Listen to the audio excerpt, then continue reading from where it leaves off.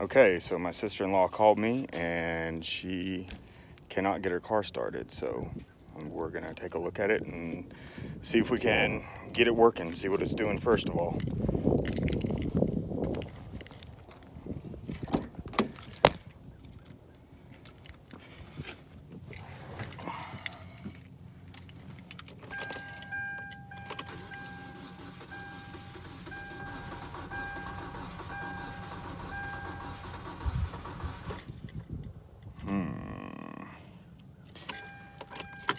Might be a fuel problem. It's turning over, it's trying to catch a little bit, but let's see if we can hear the fuel pump real quick.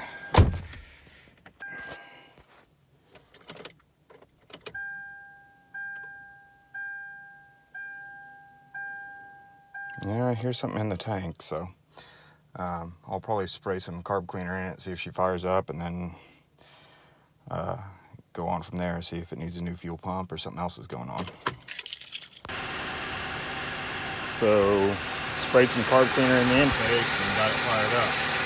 But now we got to shut it off in a minute and see if she'll fire back up on her own. Put that boot back on the airbox and see if we're good to go. So let's kill it and see if she'll come back.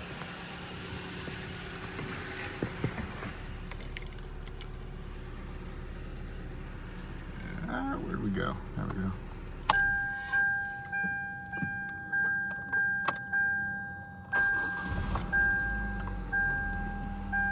Okay, I'm gonna put the boot back on and see if it has anything to do with the air filter, and I'll check and see if it's dirty or not before I tell them they're safe to drive 4 or 5 hours back home. So, got the car fixed, it's running. I've shut it off and restarted it a number of times. The check engine light came on, so I disconnected the negative battery, and instead of waiting 10 minutes, I just got on and messed with a bunch of dials and tried to crank it to bleed any residual charge out of it. It cleared the check engine light, fired back up.